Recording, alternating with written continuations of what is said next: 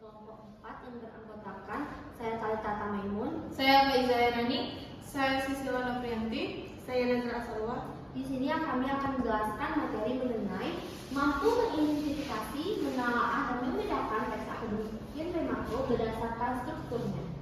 Oke, materi pertama akan dijelaskan oleh Faiza Herani mengenai tentang pengantar teks akademik genre makro. Pada Faiza ini kami silakan. Baik, pengantar teks akademik adalah tulisan ilmiah yang digunakan di lingkungan pendidikan dan penelitian untuk menyampaikan gagasan, hasil pemikiran atau temuan ilmiah. Disusun secara objektif, logis, dan sistematis. Contoh-contoh teks akademik yaitu ada artikel ilmiah, makalah, esai akademik, laporan penelitian, dan proposal. Lalu ada tujuan pembelajaran, yaitu mahasiswa diharapkan mampu mengidentifikasi ciri-ciri dan struktur teks akademik, menelaah isi dan tujuan komunikasi dalam berbagai genre akademik, membedakan jenis-jenis teks akademik berdasarkan struktur dan tujuan penulisannya. Lalu ada ciri-ciri teks akademik. Yang pertama, menggunakan bahasa baku dan ilmiah, memiliki tujuan jelas dan logis, disusun dengan struktur sistematis, membuat data, bukti, dan referensi, menghindari unsur emosional dan subjektif. Materi selanjutnya mungkin material teks, tujuan komunikasi, dan sumber teks akademik akan dijelaskan oleh Sisila Noprianti. Pada Sisila Noprianti kami silakan. Oke, selanjutnya di sini saya akan menjelaskan tentang genre makro dalam teks akademik. Genre makro yaitu kategori besar teks akademik berdasarkan tujuan komunikatifnya.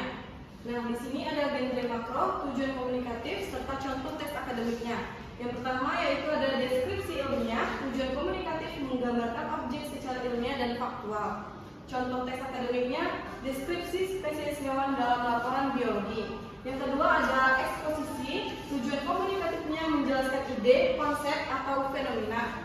Contoh teks akademiknya artikel atau bab teori dalam skripsi. Yang ketiga ada argumentasi, tujuannya meyakinkan pembaca dengan alasan logis dan bukti. Contohnya esai atau opini ilmiah. Yang keempat ada prosedural, yaitu tujuannya menjelaskan langkah-langkah atau metode kerja. Contoh teks akademiknya bab metode penelitian. Yang kelima ada laporan, tujuannya menyampaikan hasil penelitian atau kegiatan. Contohnya laporan praktikum penelitian PKL.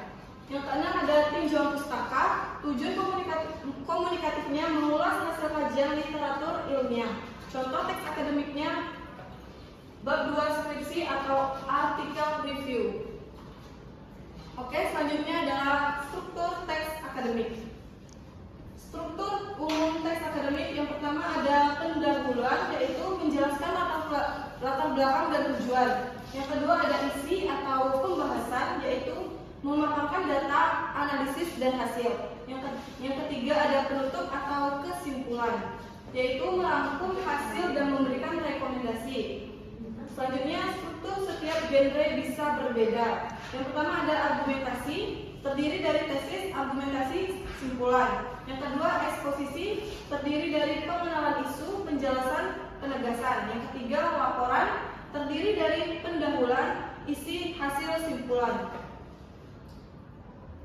Tahap kemampuan akademik. Mahasiswa perlu menguasai 3 kemampuan utama, yaitu identifikasi, mengenali jenis teks dan struktur ilmiahnya. Yang kedua analisis atau menelaah, yaitu menilai isi, kebahasaan, dan kelogisan argumen.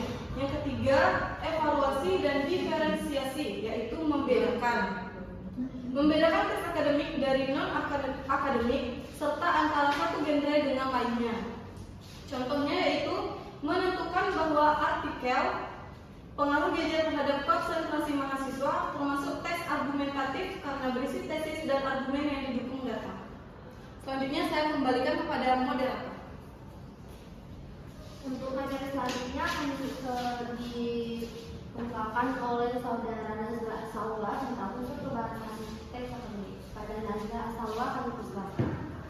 Baik, saya akan menjelaskan tentang unsur kebahasaan teks akademik.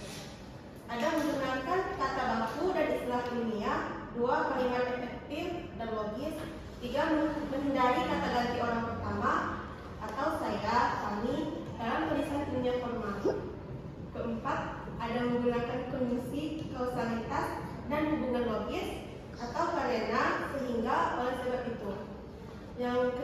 ada mengandung rujukan dan sitasi atau menurut berdasarkan dikutipan dari dan lain-lain. Adapun contoh analisis struktur teks. Contoh teksnya, pemanasan global merupakan fenomena meningkatnya suhu bumi akibat efek rumah kaca. Kondisi ini menyebabkan mencairnya es di kutub dan naiknya permukaan air laut. Analisisnya, jenisnya teks eksposisi. Tujuan menjelaskan fenomena ilmiah.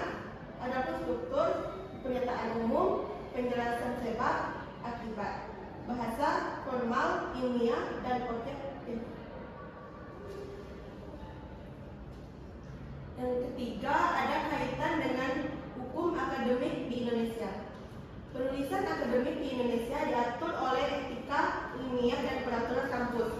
Dilarang melakukan plagiarisme atau Permendiknas nomor 17 tahun 2010. Mahasiswa wajib mengikuti pedoman penulisan ilmiah kampus atau struktur kutipan daftar pustaka. Keempat adalah nilai kejujuran, integritas, dan tanggung jawab akibat akademik menjadi bagian dari Tridharma perguruan tinggi. Selanjutnya ada kesimpulan. Nah, kesimpulan di sini adalah akademik merupakan mana berpikir. Genre makro terdiri atas deskripsi, eksposisi, argumentasi, laporan, serta prosedural. Ini bisa membedakan genre dilakukan yang melihat struktur dan komunikasi. Kemampuan mengidentifikasi, menolak, atau membedakan akademik penting agar mahasiswa maupun dosen yang benar, etik, dan sesuai dengan standar akademik Indonesia.